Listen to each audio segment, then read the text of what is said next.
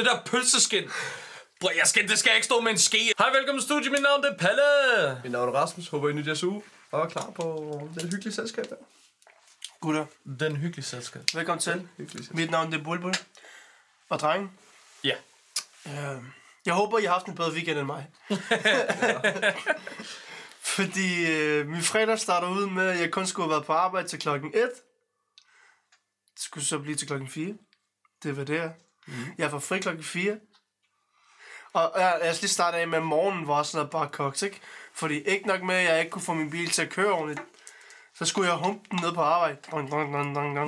Så da jeg endelig kom på arbejde, parkerede bilen slukken, så tog jeg på arbejde, og så fik jeg den her dårlige nød med, at jeg skulle blive til klokken 4. Ja nok. Jeg får fri klokken 4. Skal ud og starte min bil. Der starter ikke. Jeg er glad for, at jeg fik fri klokken 3, så jeg ikke skulle stå med dig. Fuck, man. Nå, det kæmpede jeg med de næste par timer. Så fik jeg den endelig startet. Nåede lige at trille 2 meter. Stod du bare nede ved arbejdet og lavede på den, eller? Ja, med min lille bil til med værktøjskasse. Det er sygt. Så fik jeg den startet. Så nåede jeg 2 meter. Så døde den igen. Ej, hvor nederen. Så startede jeg den. Startede den ikke. Prøv at starte den igen, jeg startede ikke. Jeg er ved at rive håret ud på mig selv, ikke?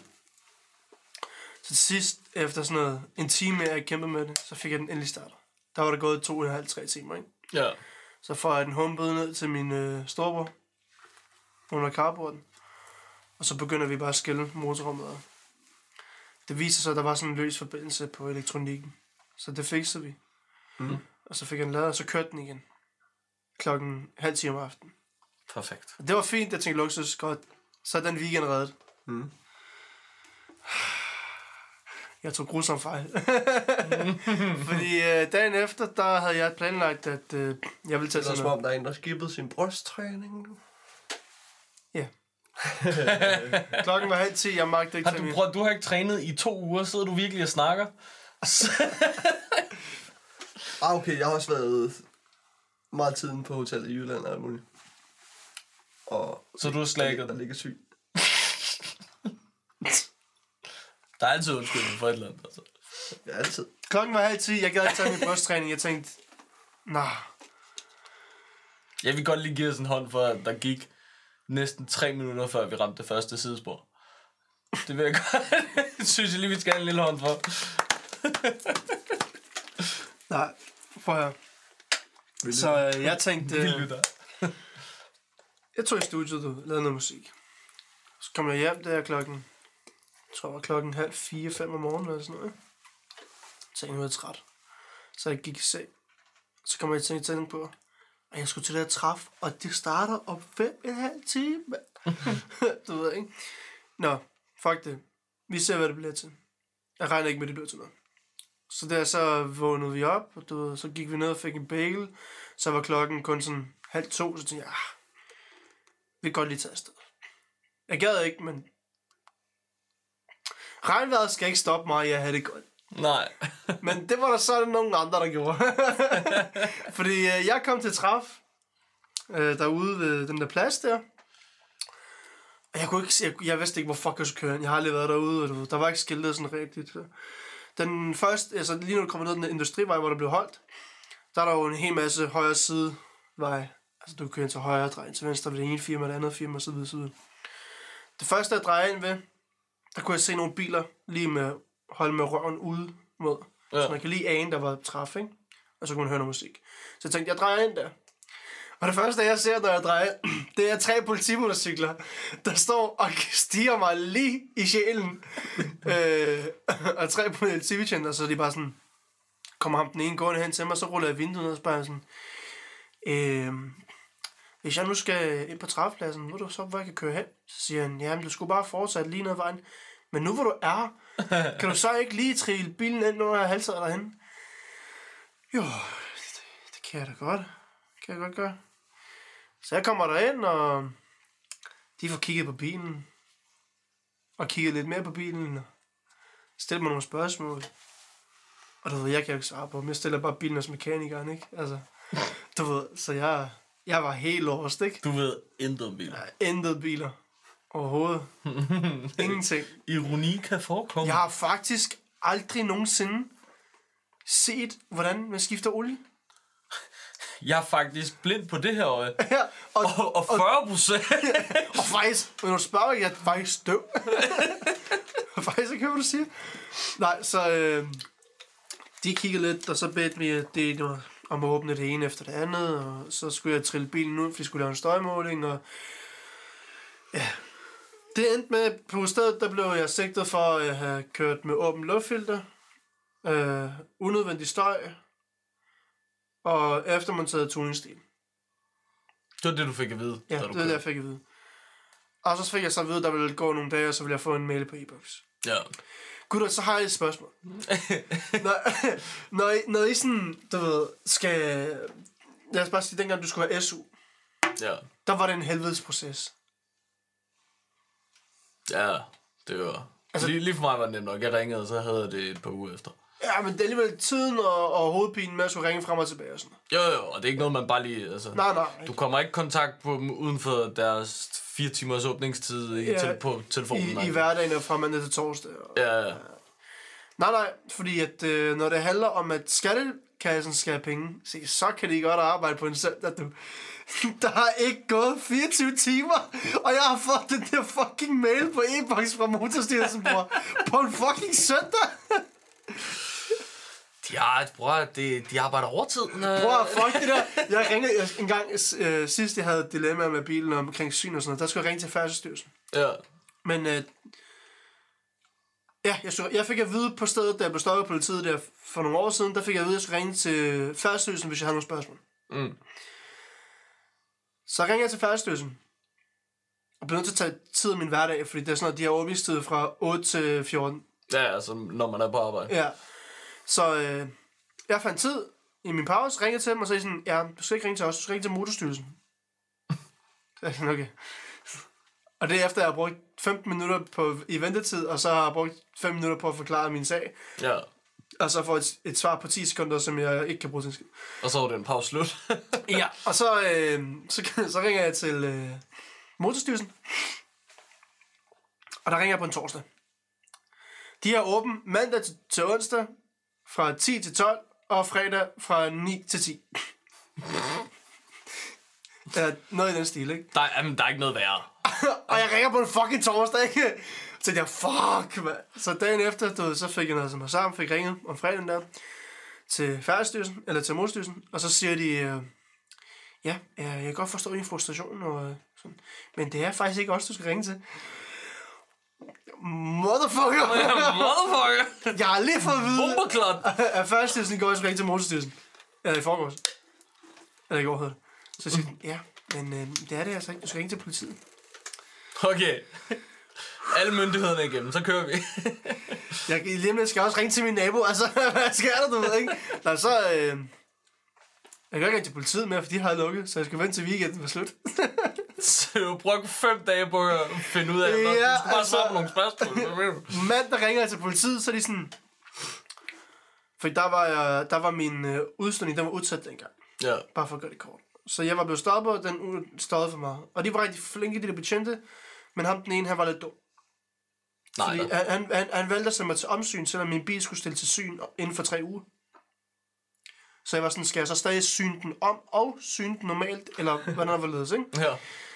Og jeg fortalte ham det, og han var sådan, du skal bare gøre, hvad der bliver sagt i din e-boks. Jeg kan ikke svare på nogen spørgsmål. Okay. Altså jeg er sådan, jamen... Okay. Det skal synes i forvejen. Hvad fuck er det? Ja, må der så gøre? Så han skulle bare... Men han skulle ligge der, han var sød. Han gad ikke gemme nogen bøde, fordi... Jeg havde ren mel i posen, du ved, ikke? Og så... Det var kun fordi, det ikke var en civil. Hvorfor? Fordi det er dem, der går... Altså, det er dem, der... Hvad skal man sige? Har styr på biler. Nå, ja, okay. Men det var sjældent. Dem i patruljebilerne, de er en skide biler. Nå. Når du bliver stoppet af en civiler, så går han helt dårligt igennem. Sygt, ikke? Jeg har faktisk blevet stoppet af civile et par gange, og de har aldrig sagt noget. Men er det ikke sådan noget mere interesse? Er det, kan alle ikke Nej. nogle biler? De har nogle forskellige uddannelser og sådan noget, kurser. Ja. Nå, det er også lige meget. Men så ringer jeg til politiet der, og så hende der, en sød dame, der hun forklarer mig, at ja, men du skal faktisk ikke, du skal faktisk se bort fra den der e-boks med. Du kan bare slette. Normalt så er jeg meget large, ikke? Men der gik vi pisse i kog. Så du har brugt 5 dage Så jeg på... sagde til hende, prøv at... Og undskyld, jeg siger det, ikke? Og det er ikke fordi, jeg har noget imod politiet og jeres arbejde.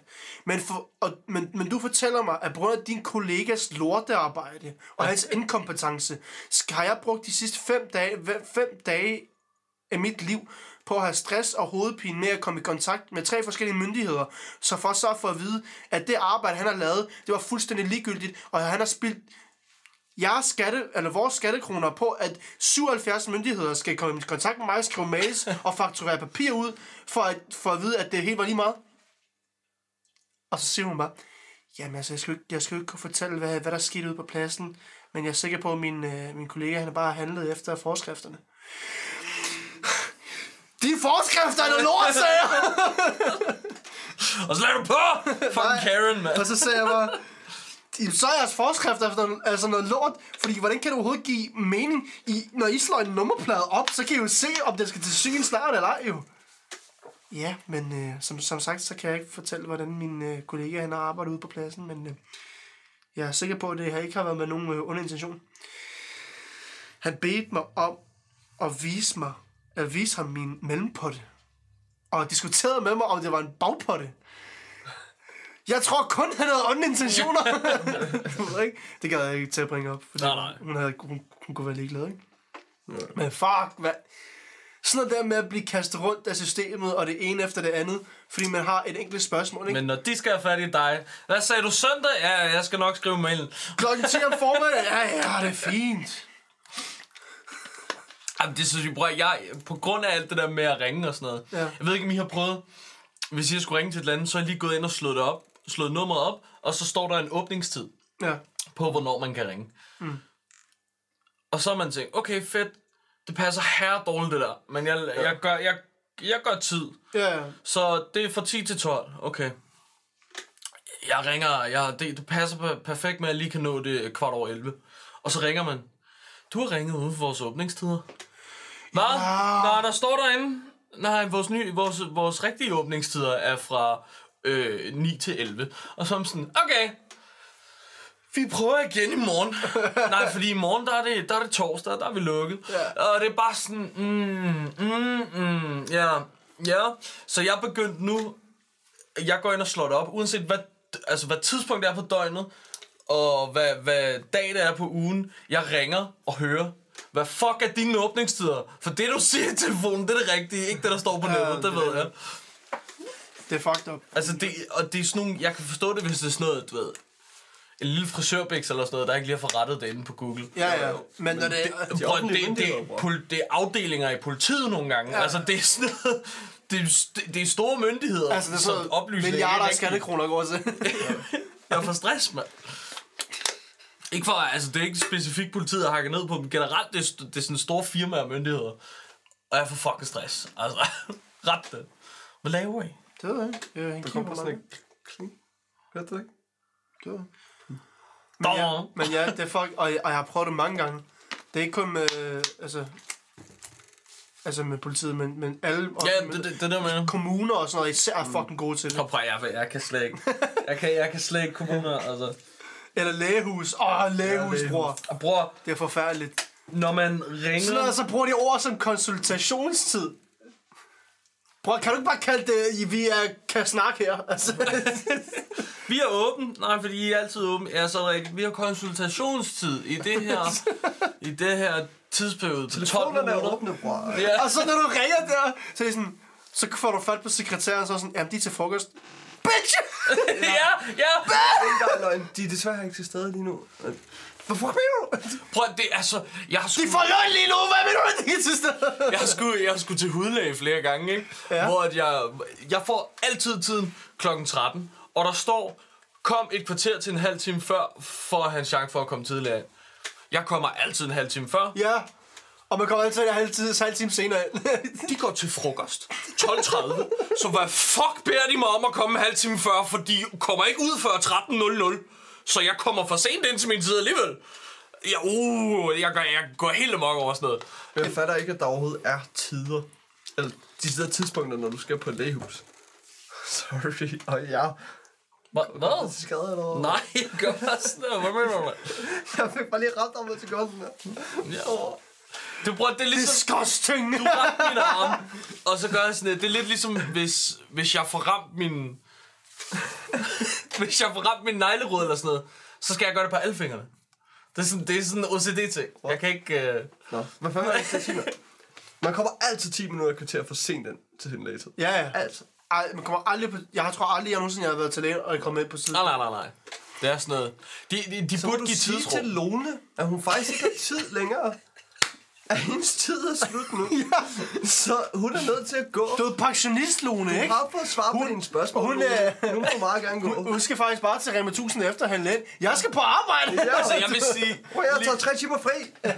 Lige med ens personlige læge, der synes jeg, det er rart, at man kan komme ind og blive ved med at stille spørgsmål, hvis man har flere spørgsmål. For jeg kender folk, der har en læge, hvor det er sådan, du har booket en tid til halsbrand, du kommer op, du har udslæt over hele kroppen, ja, du skal lige booke en ny tid til at snakke om det, fordi du har booket en tid til halsbrand. Det har jeg heldigvis aldrig prøvet. Det har vi læger i Ringsted, der gør. Sygt, det har jeg ikke prøvet for. Så på den måde, fordi der burde de jo holde tiden. Ja. Fordi jamen, det er det her, vi snakker om, så det tager så lang tid. Bum. Ja. Men min læge er meget large. Altså, jeg kan komme ind med hovedpine og sådan, nå, men jeg har også lige de her 4 andre ting. Ja, men lad os kigge på det nu, hvor du er her. Okay. Ja, det har jeg også altid haft. Altså, og det er den rare måde at gøre det på. Ja. Men så vil jeg også give jer ret i at være sådan, okay, men jeg har ikke tid kl. 13. Jeg har tid mellem 13 og 13.30. Altså, det er tidsrum, jeg kommer ind på. Ja. Så må vi se, om det er 13.00 eller 13.27. Ja. Hvad er der at finde ud af det? Men det er sådan noget. Det er fucked up. Og man kan også godt forstå, altså hvis det er offentligt, det er presset, men de har de bedste forhold. Ja og nej, fordi... Og nu kan jeg faktisk ikke huske, om det er skat specifikt eller regeringen. Jeg mener, det er regeringen, der har siden corona ansat 197 nye ansatte om måneden. Så det der med, at du ved, de er underbemandet, det jeg ikke...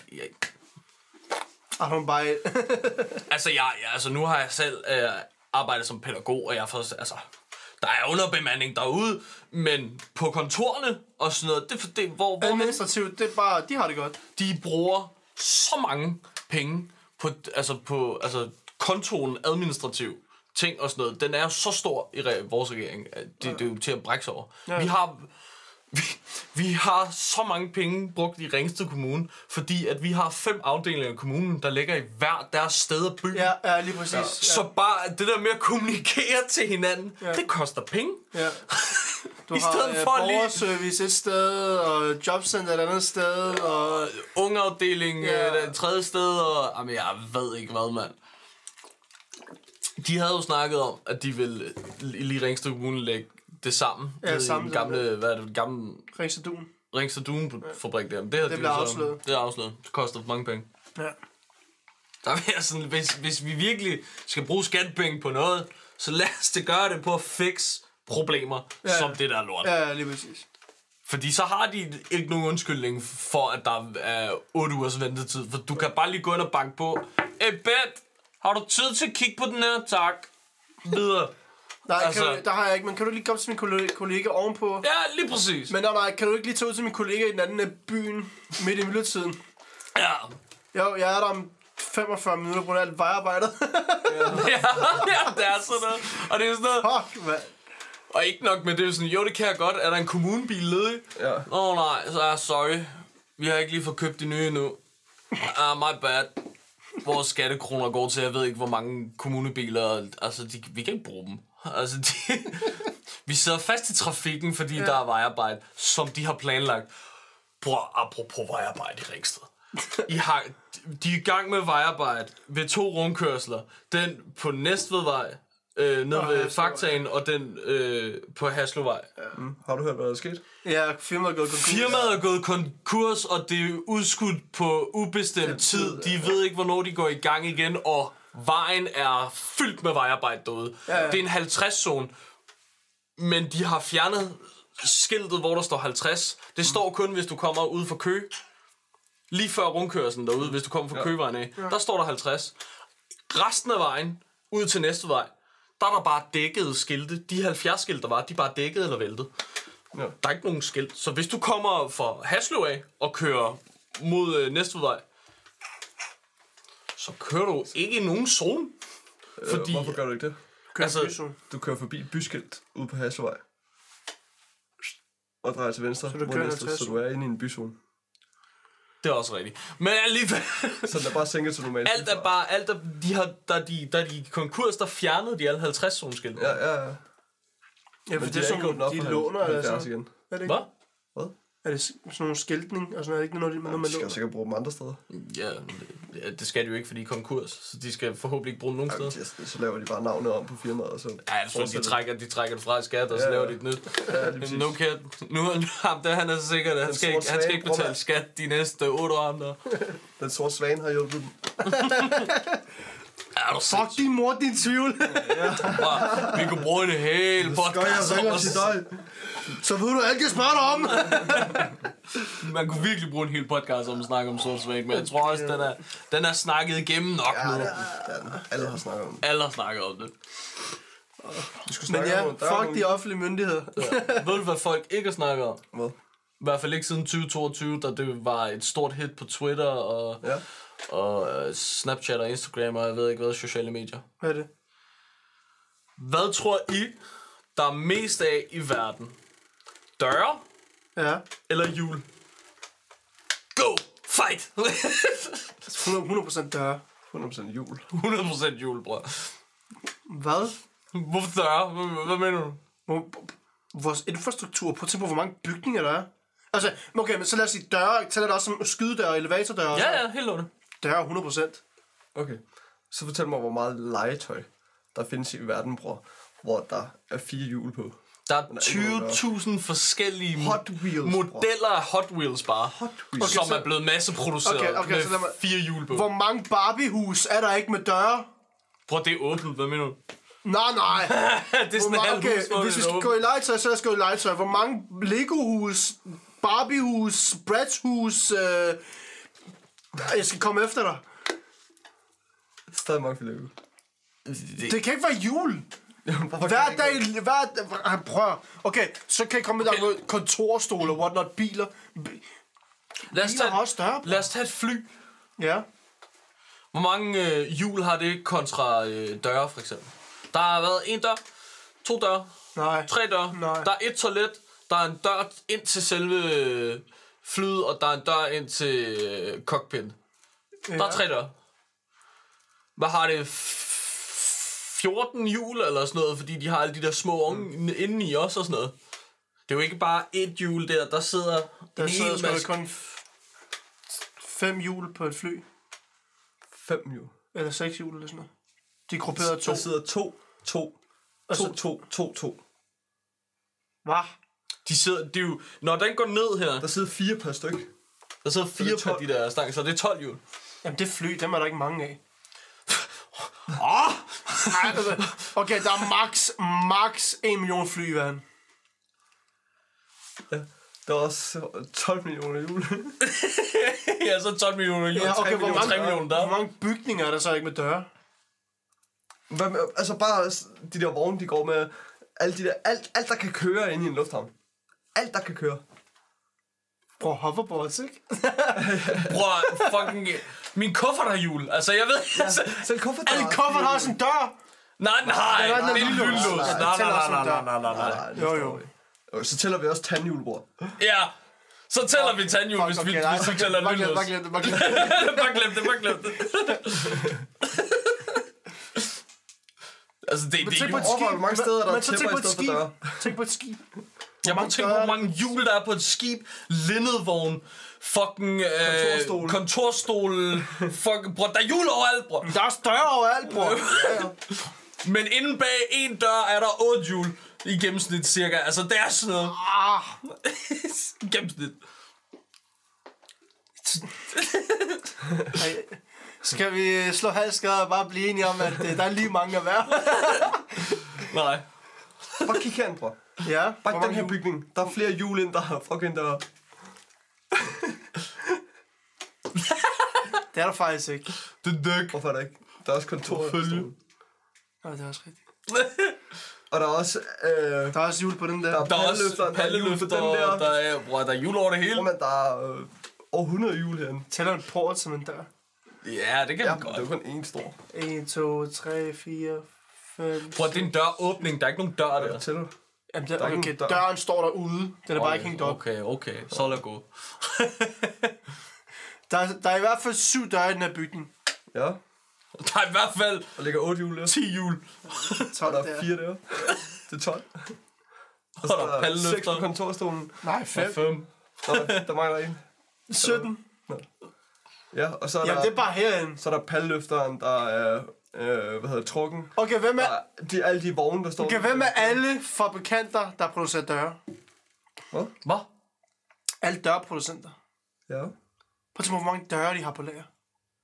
Hvem er alle dem? Alle Hot Wheels producenter, alle indkøbsvognsproducenter, alle prøv der jul over alt. Hvad mener De er du? jo ikke lavet endnu. Fuck, hvad mener du? Hvor mange døre kan der være i forhold til sådan en papkasse, hvor der kan være 32 jul i? Ja. Prøv, nej, sådan en papkasse med de helt små gummihjul på en Hot Wheels. Ja. Og var lige... Der er millioner. 14.000. Ved du hvad, jeg kom til at tænke på noget, der lukker mit argument fuldstændig. Ikke? Fuck Hot Wheels, ikke? Lego jul. Ja, Det er rigtigt nok, der er flere jul. Der er flere jul. Jeg kommer lige til at tænke på Lego. Har du også rundt rundt i en Lego-kasse og bare taget en håndfuld, og der er mindst 5 jul i din hånd? Ja. Men der er jul overalt. Julevinder. Sådan Det det. er rigtigt nok. Jul vinder faktisk. Bum, basta, man. Jeg kan lige det der Lego-argument, det smadrer mig fuldstændig. Jo. Det er for det er rigtigt nok. Men der er også mange døre. Ja, der er fucking mange døre. Prøv at tænke på alle skyskrabere. Ja. Altså alle til hoteller, du ved. Fuldstændig. Og så badeværelsesdøre inde på hotelværelserne. Ja. Og balconies. Altså, Ja, balkonger og sådan Ja. noget. Det er bare... og så er der måske en kontorstol. Det er der ikke engang, fordi da vi var på Marienlyst, der var der ikke nogen kontorstol på vores værelse. Og der var der 4 døre til en Ja, men hvis vi siger, der er bare én kontorstol. Det er 6 jul, 4 døre. Så der vinder den altså. Overvej, de der store skyskraber, du snakker om. Der er kontor og sådan noget, hvor der bare står kontorstol derhen af. Det er også rigtigt. Prøv, de har et rum, hvor det bare er fyldt med supplies. Der er ekstra jul i en fucking papkasse i et af de der rum. Altså, Til hvis jul knækker. de har måske 4 ekstra døre stående. De har 8 papkasser fyldt med jul. Fordi ret ofte et jul på en kontorstol går i stykker kontra en dør. Ja. Det er også rigtigt. Damn. Jul bliver skiftet oftere end dør. Du havde også en anden en. Er vi enige på jul alle sammen? Ja. Har vi vundet derovre? Jeg er gået over til den mørke side. Godt, det tak. Jeg er med dig hele vejen. Okay. Ja. Du havde en også. Ja. Men hvad? Den gad jeg godt høre, fordi jeg er ikke sikker. Okay.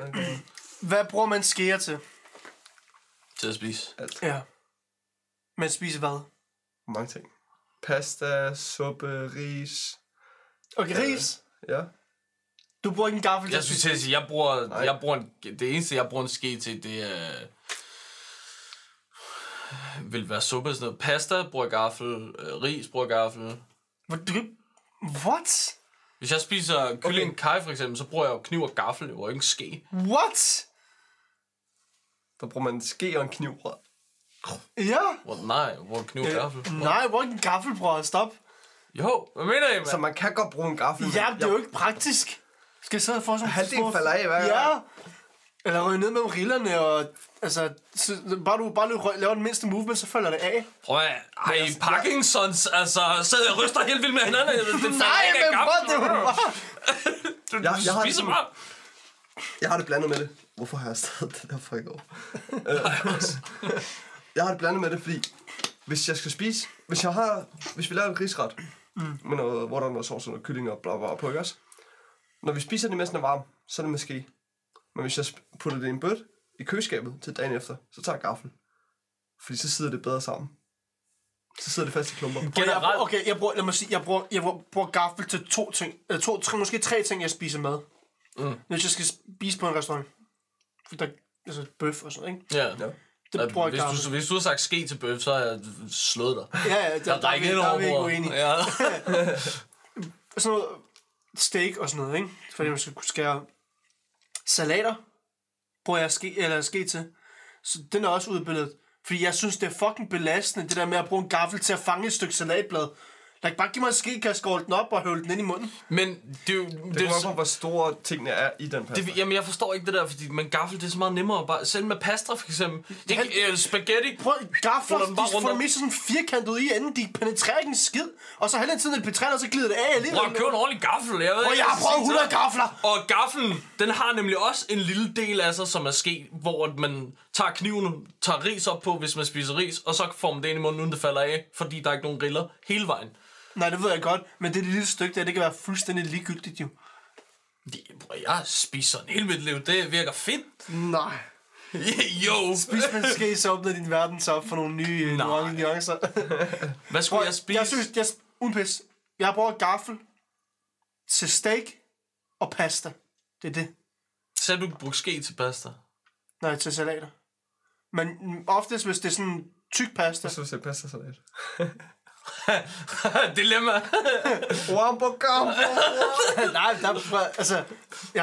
Hvem spiser pastasalat? Mig. Der er sgu mange, der gør. Du kan lave en boss en pasta. Det er faktisk rigtigt, når du siger det. Jeg har altid et problem med pastasalat. Fordi ved ikke, vi har jo et tip nede i klubben, ikke? Ja. Og der får vi altid gafler. Og jeg bruger de sidste 4-5 bidder med en gaffel, ikke? Jeg får lyst til at smide tallerken i hovedet på et barn. Jamen, det er rigtigt. Det vil jeg sige ret i. Altså, man vipper den og skraver ud. Det er derfor, man skal have en kniv, også sådan, så man kan skrabe det op på. Til mange ting. Jeg kunne også bare tage en ske, og så bare lige rundt i kanten, så... Altså... Jeg vil hellere kniv gøre. Prøv Jeg også bare biderne er bare bedre. Jeg synes, det smager bedre med en ske. Det er bare sådan... Ja. Gaffelsen. Jeg kan ikke. Det er samme med suppe og sådan noget. Jeg hader at spise med ske. Fordi det der med at bide ned i en ske eller sådan noget, hvis noget er varmt. Bide? Har du ikke prøvet det i noget varmt, sådan, hvor man sådan... Hvor man ikke vil have for meget? Det er bare som regel bare på skeen, inden jeg tager den imod. Men det kan gaffelbruger selvfølgelig ikke. Jeg har ikke manual til skeen. Altså, jeg kan ikke... Han bare lavet et kursus. Jeg skal ikke sige, at jeg er den eneste. Nej, det er det at sige, jeg har haft en diskussion med rigtig mange danskere, og det er sådan, fordi når jeg bruger begge dele. Til det hele, stort set. Jeg bruger ske rigtig, rigtig meget. Jeg bruger gaffel mest. Jeg bruger mest ske. Jeg kan ikke huske, hvornår jeg siger... Jeg laver ikke risretter og alt sådan noget der. Det gør jeg heller ikke, men generelt alt jeg spiser... Så hvis du skal spise...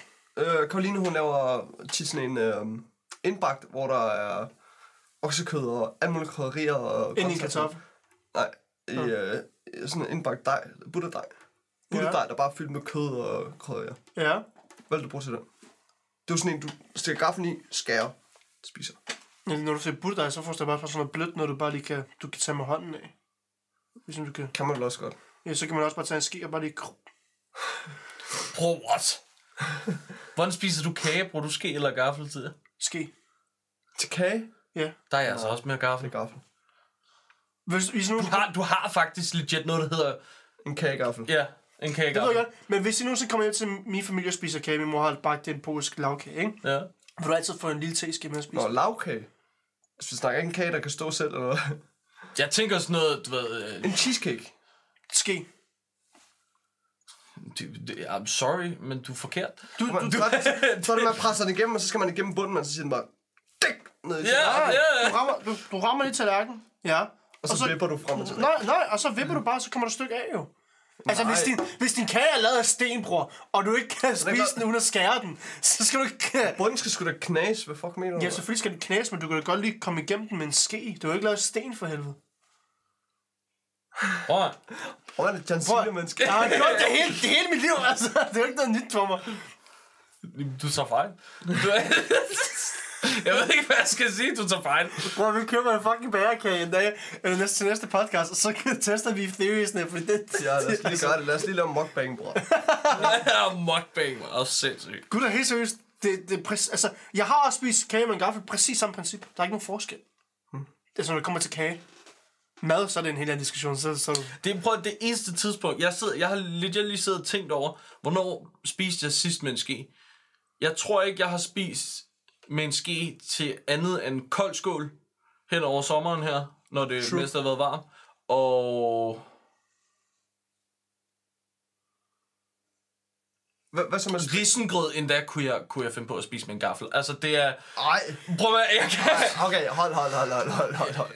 Du er kriminel. Det er så klattet, at man sagtens bare kan få det op på en gaffel. Kan man godt, men det gør man ikke. Altså, jeg tror, tror, der bare noget af min gaffel, så skal jeg sidde og tænke på, at det falder ud på mit tøj, og jeg ved ikke hvad. Altså, tag det lige sammen. Det gør det også. jeg er jo ikke en hulemand. Jeg spiser med hovedet indover, altså. Det eneste, jeg fucking hader ved en ske, ikke også? Det er der altid kommer den der dråbe på læben hernede, der lige løber ned her. Og lige noget skæg. Den har jeg Når man spiser suppe og sådan noget. for ikke. Jeg synes altid, der kommer sådan en dråbe ned under på Du har hul i hagen. Ja, virkelig. Det vil lige igen. Det får jeg ikke. Gør du ikke det? Men det er fordi, jeg fylder heller ikke min... Jo, jeg fylder den helt op, og så hælder jeg lige lidt fra, altså. Og så deepthroater du den. Så er det bare... Så er den væk, skeen. Du spiser mange skæer. Man kan også forestille mig, at du er typen, når du spiser med skema, så kan man høre den der kling, når han tager den. Så er det ikke, der taber sine mønter. Nej, jeg er typen, der hvis jeg tager med en ske, så slider jeg ind over, og så rammer min fortænder altid skeen. Hvordan, bror? Er det bare med dine læber? Jeg ved det ikke. Jeg ved ikke, hvad jeg skal sige. Altså, det. Man spiser sådan her. Nej. Hvad så? Jeg kan også godt finde på at skrave det af med tænderne. What? Hvis det er mega varmt, så gør man sådan her. Det var det, jeg prøvede at forklare før, så... Gør man det ikke? Det gør man da. Du tager det ikke med læberne, hvis det er brændt. Hvorfor lå du mig i stikken før, så der er prøvet at forklare jeg nikkede. Jeg sad nikket, bror. What? Det er der ikke nogen, kunne høre. Bror, jeg kan ikke det der med at skrave på... Nej, du skraver heller ikke... Altså, Jeg føler, jeg får metalspål i munden. du bider jo ikke på skeen. Du holder bare lige fortænderne, så de glider hen ad skeen. Nej, det kan jeg ikke. Det er ligesom, når folk kører negle ned ad en tavle. Nej, fuck mener du? Jo, præcis. Det er det jo ikke. Jo. Det laver ikke nogen lyd. Jo, inde i min hjerne gør det. Inde i min hjerne gør det. Oh my god. Eller når folk lige får kørt... Ej, det er også, jeg havde det ved gafler, ikke? Når folk lige får Så kommer du til at tænke. hen ad en tallerken. Hotdog, kniv, gaffel eller ske? Hånden. Ja, hvis du skulle vælge. Jeg vil ikke vælge det. Bro, så skulle det være med en kniv. Jeg skal ikke... Det der pølseskin... Bro, det skal jeg ikke stå med en ske eller en gaffel til. Hvad mener du? Prøv at skal så pølseskin over, mand. Den vil bare hænge og dingle. Der vil ikke ske en skid, mand. Nej, der vil ikke ske en skid. Hold kæft. Hvad mener du? Hvis platte far joke, Det kniver lidt, det her. Det kan ske, det kniver med gaflerne. Jeg bruger dig egentlig med. Aha, det kan du stole på. Han har skabt dig sådan der. K. Jo. Ej, okay, det så man, eller det hører man, det kan man ikke lige høre, hvad jeg gjorde. Jeg tog et vildt land overhovedet. Men det var... Anyways. Hotdog med hænderne, der er ikke noget. Ja. Jeg vil ikke... Hvis du sagde til mig, at jeg skulle vælge, så ville jeg ikke spise den. Jeg spiser mere med hænderne, end jeg gør med kniv og gaffel næsten. Altså, men jeg tror bare, fordi at jeg spiser de... i verden er? Det her. pomfritter. True shit. En ske i den ene og brød i den anden. Ja. Bror. Sådan en rigtig god arabisk risret, ikke? Der får du sådan et stykke fladbrød med til, jo. Så tager du lige river det over til 4 stykker. Og så tager du lige... kører sådan en god klump ris op med sovs, og så... Aldrig prøvet før. Jeg skal vise dig en ny verden, min. Det er sindssygt. Jeg tager... Hvis jeg har brød... Hvad skulle jeg have? Hvis det bare er sådan noget brød, hvor der ikke er noget... Altså, jeg spiser hvidløgsflyt til ting og shit, men... Ja, det kan du også gøre med hvidløgsflyt. Bare lige... For det er spidst, så bare lige bruge det som en ske. Ske, det er bare... Det er trumfer alt, bror. Jo, nej. Jo. Altså, det tætteste, jeg kommer på at spise ske, det er pomfritter, for det er bare en spiselig ske. Det er bare en undskyldning for at spise remoulade ketchup. Altså, det er ordentligt. Det smager ikke. Fuck, jeg har lyst til pomfritter. Ja, det har jeg også. Spaghetti bolognese. Lang spaghetti. Gaffel. Gaffel og ske. Gaffel og ske? Ja. Du kører gaflen igennem, hen ned på skeen, og så drejer du den. Altså... Okay, shit. Ej, jeg plejer at tage kniv og gaffel, og så tager jeg ned, og så skærer jeg det over. Ligesom et hashtag. Jo, og ligesom så er der jo grund til at spise lange spaghettier, hvis du skal gøre det. Det smager anderledes, jo. Hvad? Det smager ikke ligesom de der skruer. Ratioen af mel og vand er forskellige. Forstår du? Nej, eller hvad? Jeg gør det samme som dig. Jeg skærer først et par gange den vej, jeg skærer et par gange den vej, det gør I ikke. og så skubber jeg det op på gaffelen. Ja, lige præcis. Jeg gør præcis det samme. Det er jo kriminelt. Har I ikke prøvet bare at køre en gaffel igennem midten? Jo, altså man kan godt bare sætte den ned i midten, og så bare køre. Jamen så i stedet for det, så gør du det bare på en ske, og så... Nej, det er jeg ikke på. Jeg kan ikke forestille mig, at det fungerer på en ske. Det er fucking nemt. Men nu er det også fordi, det er de der friske pasta, de der flade, tykke... Ja, det er fettuccine. Der kan man ikke gøre det på samme måde. Drej den, synes jeg ikke. Det synes jeg Der er man godt. nødt til at skære dem ud. Det synes jeg ikke. Fordi hvis Jeg synes, det der fungerer bedre med de tykke, fordi så binder mere kødet fast til pastaen. Jeg synes, det er lige omvendt. Fordi når du stikker ned i dem, og så tager den op, så falder alt kødet af. Det synes jeg ikke. Men det var fordi, du har nok ikke prøvet at dreje dem, tror jeg. Jo. Nå, okay. Jeg zonede fuldstændig ud. Jeg hørte overhovedet ikke, hvad jeg Jeg var et helt andet sted, mand. En lean quiz. Yndlingspastaret. Det har ikke et navn. Det er... Yndlingspastaret. Carbonara? Ja, men min version af carbonara. Hvad snakker du? Hvad? En carbonara er en carbonara. Nej, fordi hvis det er helt rigtigt, så er der ikke fløde i carbonara og alt det der. Jeg vil ikke dis, og så kan jeg godt lide cocktailpølse. Så Jeg har det... Cocktailpølse er også godt til alt. jamen, det prøver Jeg har det er vej frem. jeg synes... jeg kan ikke huske, hvad den hedder, den pastaret. Men det er bare sådan en helt baseret pastaret med peber og ostesauce. Sindssygt. Det smager luksus. Det lyder Hvad som med en salat risret? næsten. Nå, Hvad med risret? det hedder... Altså, enhver ret, der er med ris i, hvor ris er hovedpunktet. Så er det noget, der hedder dolme på arabisk. Det er sådan arabisk sushi. Så det, du bruger vindrueblade, ikke? Ja. Og så før det, så koger du risen ind med nogle forskellige tomater og peberfrugter og sådan noget, ikke? Og så selvfølgelig grøntsagerne skal være rimelig godt melet, altså virkelig bløde. Og så kommer du risen i, og så laver, jeg ved ikke, hvordan man laver sovsen. Det skal spørge min mamma om. Og så popper hun det de der vindrueblade, og så ruller hun det med sin lille sushi. Ja, okay. Og så til sidst... Sushi er jo ikke en risret. Hvad? Sushi er jo ikke en risret. Altså, Nej, men det er derfor, det kalder det arabisk sushi. Okay. Der er ikke noget fisk i. Nej, men uanset hvad, altså hvis du har en rulle med tang eller whatever, og ris indeni, så det er jo ikke en risret. Altså, det er 90% ris, det her. Jo, mit hoved er en risret, det er løst ris med en mash blandet i. Okay, undskyld. Næste gang, så smider jeg bare bladene om på risen og spiser det. Er så fint, eller hvad? Ja, så er det risret. Hvor du pakker ikke en risret ind, altså. Jeg har smagt dem før, jeg kender dem godt. Ja, og så... Min overbror, da jeg boede oppe på Hormaksvej, de lavede dem. Så kom de nogle gange ned med en skål til os. Og så med yoghurt til. Prøv, der var et Hæld yoghurt ud over, ikke? Du bruger yoghurt på ris også? Jo, Prøver du selvfølgelig. ikke? Jeg har hørt fuck meget med folk, der spiser ris med yoghurt. Det er fucking luksus. Det er så fucking nasty. Ja, Hvad siger du? Jamen, det er som at det er ligesom ananas pizza, det hører ikke Nej, bror. sammen. Det hører ikke sammen. Det er sådan en god balance. Det er ligesom der skal I bruge creme fraiche, bror. Hvad? I bruger creme fraiche? Nej, vi gør ikke. Ris? Nej, ikke til ris, men til alt andet til at balancere smagen. Nej. Okay, så du spiser ikke creme fraiche til dine nachos? Nej, det gør jeg faktisk ikke. Måske kan jeg finde på at spise creme fraiche dressing, men den der fede creme fraiche der, jeg spiser ikke. På intet tidspunkt. Ren creme fraiche. Fuck af med dig. Jeg gør det heller ikke. Jeg spiser ikke creme fraiche, men ved du hvor mange... Altså, Prøv at spise ikke engang dip. Altså, du ved, salsa og guac og ostesauce. Yes, let's go til nachos. Nej, ikke ostesauce. Nej, det er heller ikke. Sådan ostedip. Nej. Ej, det er Det er sindssygt. heller ikke mig. Det er sindssygt. Men jeg kan godt forstå, at det hænger sammen. Det kan jeg godt se. Der er ost ovenpå, jo. Det er bare mere Ja, ost. det er det. Altså, Men det der med creme fraiche, jeg kan godt forstå det, men jeg kan ikke sætte favorit med det. Men yoghurt præcis samme. Fordi nej, de bruger det til at balancere smagen. konsistenten er det samme, men det lige præcis. Det er jo det, der er luksus. Det er ligesom sødt og surt. Hvor kommer det sød hen? Umamien i din... Hvad siger du? Umamien. Umami. Hvad er det? Umami. Det kalder man det. Det er en smagspalette. Det er sådan sødt, men også lidt pikant-agtigt. Det er det smag, man kalder den. Det er meget, meget stort inden for slagterbranchen. Det hedder umami-krydderi også. Jeg kender det ikke. Du kan slå det op. Altså. Prøv, jeg siger Vi bare, sælger det det hører ikke kilovis sammen. på landet. Altså, det hører ikke sammen. Sådan det bare. Tror man, det gør. Hvis du får sådan en rigtig god risret med sådan, lad os bare sige, det er en tomatsauce, eller fundamentet af den er en tomatsauce, og så er det pimpet med krydderier over den her.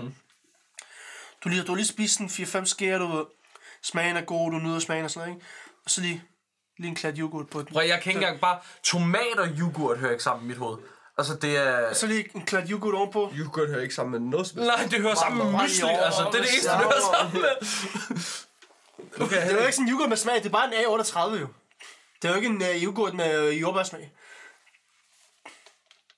Jeg bruger fucking banan og pære. Nej! Det er jo det, jeg siger. Man laver altid morgenmad. Altså. Nej, jeg kæft. Put det i en blender, så proteinshake, altså hvad for... Selvom jeg ikke selv spiser creme fraiche, så kunne jeg bedre forstå creme fraiche på en risret. Det kan jeg ikke engang. Det er sådan en tyk Det gør konsistens. og sådan mexicanerne. noget. Hvad? Mexikaner bruger creme fraiche, sour cream. Til risretter og sådan. Jeg kan bare ikke forestille mig sådan... For mig, der risretter, det er ofte sådan noget... Altså noget, med noget Sovs. tynd sovs. Ja. Det er ikke sådan noget cremet. Altså det er jo...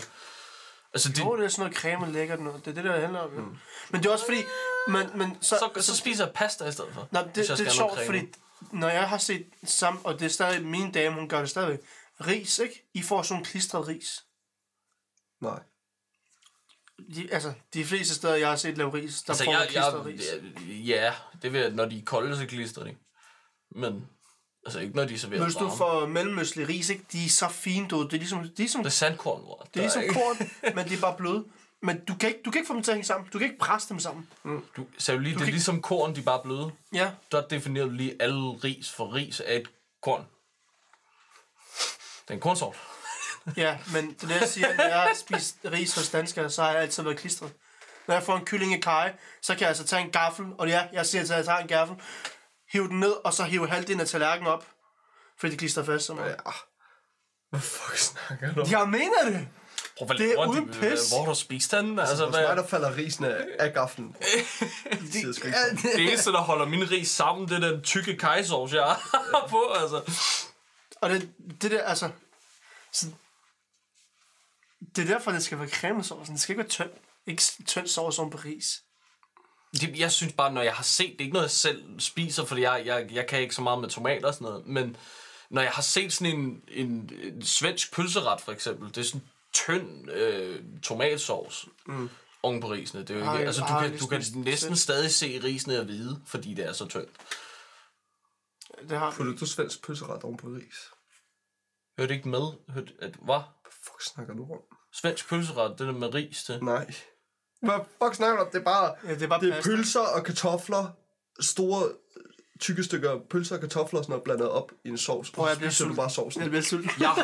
Jeg har aldrig hørt om at spise det uden ris. Det er ikke med ris, Hvad bror. snakker du om? Det ved jeg endda. Svensk pølseret. Altså, jeg spiser det ikke selv, så ja, det kan godt være, at jeg tager fejl, men jeg synes bare altid, når mine forældre har spist det, så har det været med ris. Så er det bare dem, der De putter det oven på ris. Det kan godt være, at de laver Det gør man med ris. ikke. Nej, det gør man ikke. Hvad er det i... Svensk pølseret, det er en ret i sig selv.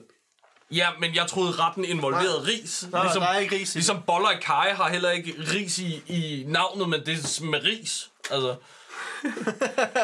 Ja, men den makes sense. Hvad er forskellen på boller i kaj og kylling i kaj? Det ene er... Hvad fuck laver man med headset, bror? Det ene, det er... Hvad det hedder... Grise eller okse kødkugler. Og det andet, det er kylling. Nå, Det er den eneste forskel. Ja, okay. Altså, i Danmark vil jeg... Jeg tror ikke, jeg er fuldt med i, hvad vi snakker om. Hvad er forskellen på kyllingekaj og bollerkaj? Ja, vi har altid lavet det med grisekød. Okay. Men jeg har også... Man gør det næsten ligesom græske kødboller. Ja, Med okay. oksekød. Men det er jo 2 helt forskellige retter. Boller i kaj og kylling i kaj. Det eneste forskel, det er jo bare kød. Ja, men det var jo 2 helt forskellige oplevelser. Ja, 100. Det kan også være forskellige oplevelser inden for samme ret. Altså. Hvad er det, den der ret, som danskere også laver tit med cocktailpølser, også oksemørbrød og... Hvad? Mørbrødgryde? Mørbrød. Nå, mørbrød, ja. Det er sindssygt. Det fik jeg den anden dag. Det er også på ris. Karoline, hun laver mørbrød, hun laver også svensk pølseret, hun laver det hele tiden. Og min svigerfamilie, når de laver de der ris til oksemørbrød, der er risen fucking klistret. Men er vi ikke er enige de om, godt. at mørbrødgryde er med Kom til ris? Hvad? Mørbrødgryde er med ris. Mørbrød, det er med ris. Ja. Hvorfor svensk pølseret så ikke? Fordi det er en pølseret i sig selv. Så pølserne er... Men Pølserne og kartoflerne er det, du spiser til sovsen. Og de er i sovsen. jeg har aldrig hørt, der er kartofler i. Hvad er der? Den tager jeg bare i den byrde, så jeg Så vender du dig. Du har aldrig bare fået det før. Søg på svensk pølseret. Jeg søger. Og vis ham det første billede, der kommer frem. Der er ikke ris i, det ved Der er jeg. ikke nogen fucking ris. Ja. Der er ikke ris. Kig, bror. Det er en svensk pølseret, det der. Der er ikke ris i. Det er kartofler, pølser og sovs. Og persille, hvis du er frisk. On guard, jeg har. Det kan godt være, det er mig, der koger. Det er det. Der er ikke noget ris. Der er ikke noget ris i noget. Nej, jeg kan ikke lide det. Jeg kan ikke lide det. Ris ødelægger det der. Jeg kan ikke lide det på grund af tomat. Det er sådan noget tomatsovs. Det er fucking godt. Det kan godt være det, men det... Fuck, det er godt. Det ligner faktisk Jeg er bare så sikker på, at faster, hun lavede det, jeg var at mindre. det på ris, mine forældre spiser. Men bare med kyllingpølse, tror jeg. Eller det var det. Ja. Der proppede hun også både jeg bliver sulten, mand. Åh, godt flæk nogle pomfritter, mand. Ja. Nej. Holder mine kalorier, forstår du? Fuck, jeg skal bulke, mand. Jeg var ude og drikke i går. Jeg skal ikke have flere kalorier. Jeg skal have grillmad i aften. Det er godt. Det er dejligt. Fuck dig. Vi griller spare ribs. Vi skal ramme bacon. Ja. Tykke pølser, hvidløgsflyt og kartoffelsalat. Jeg tænker også, den er ved at være lang nok. Ja. Ja, vi var i gang i 51 minutter. Ja. Kan vi godt. Jamen, jeg ville egentlig have sluttet af med den sidste, som ville have været, kan penge købe? Glæde. Ja, hver dag. Hele tiden. Altid. Både ja og nej. Altså, Det kan købe dig glæde på kort tid. Jeg har en holdning. jeg vil sige, at du er nødt, at det er, at der er et loft for, hvornår, at nu kan det ikke købe dig mere. Ja.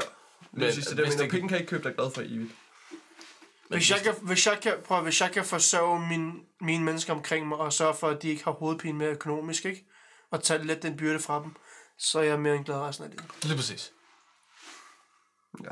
Så jeg vil sige, at det er ikke engang fedt. Det er 80% af penge kan godt købe mig glæde. De sidste 20% må jeg selv lige finde. Det er sådan, jeg har det. Så det du siger, hvis du kunne købe hele din familie, så det gør dig glad. De er ikke slaver. Det er ikke... Det kan de blive. Og spørgsmålet er ikke, kan penge købe dig glad? Nej, gør dig glad. Nej, købe glæde. Nej, det er rigtigt. Ja. Ja. Så du køber din familie? Nej, jeg køber min glæde ved at hjælpe min familie. Hvad er det så, du køber? Min glæde, som spørgsmålet lød på. Kan du købe glæde? Det kan du godt. Hvordan? Lawyer! Hvordan? Vi frigive mine forældres gæld, whatever. Så køber du heller ikke noget. Jeg køber min glæde. Hvordan gør du det? Hvad betaler du til ved at Forstår købe du det ikke? Hvem jeg betaler til, jeg er dem, Forstår dem I det skylder ikke? penge. Jeg betaler regningen. Jeg køber, Ja, så har du heller ikke købt noget. Jo. Jeg køber ikke en genstand, det er ikke det, jeg siger. Men det er stadig pengene, der gør, at jeg får glæde. Ja. Så mine Så penge kan køber gøre dig glæde. glad. Nej, så skal du formulere spørgsmålet. Er der nogle materialistiske ting, der kan gøre en glad for evigt? Nej. Jo, for hvis du skal købe noget, så får du skal noget til spørgsmålet gengæld. bare være, kan penge gøre dig glad? Ja, Jamen, altså, jeg er glad hver gang jeg får miljøansættelse, så det er et simpelt svar. Men, oh, got it! gør det ikke! Wake up! It's the first of the month! Ja, virkelig. Den første. Oh god, det er den bedste dag. Det kan være en mandag, jeg er ligeglad. Det er en god dag. Det er en god dag. Sådan er det bare. Nej, fordi man har haft en skød weekend, man først fik penge mandag. Ja, det er rigtigt. Men så fik man pengene, og altså solen skinner, og det alt blev bedre. Hvis man havde fået pengene om fredagen, man får taget sin bil af politiet. mandag. Og man får taget sin bil af politiet. Nå, tusind tak for den gang. Jeg håber, I har nyt at se med. Vi er selvfølgelig til at finde på TikTok og Instagram, hvor vi finder det behind the scenes og diverse klip fra podcasten, som er klippet ud i sjov kontekst af ham der, hvis han gider tage sig sammen. Ja. Ja, der må også godt gøre det. Hvis I sidder og lytter på Spotify og Apple Podcast, der er lige forskellige ting der, så hop lige ind og se den på YouTube også. Der har vi et studiepodcast. Der er der lidt redigeringer, og I kan se, hvordan vi ser ud. Se, når de andre de stjæler min vand. Se, når de spilder ned af sig selv lige nu. Og er lidt forskellige. Jeg skulle vande trøjen. Ja. Den var blevet tør. Det er sygt. Og vi har en brevkasse. Som vi fik et spørgsmål på sidst, men vi har ikke hørt noget siden. Nej, der er stød at komme tilbage. Den er oppe på loftet, venter på, at der sker noget. Men den hedder studiet.podcast@gmail.com. Hvis I har lyst, så skriv endelig, fordi det var et godt spørgsmål, vi fik sidste uge. Eller forrige uge, hvornår det var. Ja. Det er så lang tid siden, jeg kan slet ikke huske det. Men tusind tak for den her gang. Jeg håber, I vil se med igen næste uge. Peace.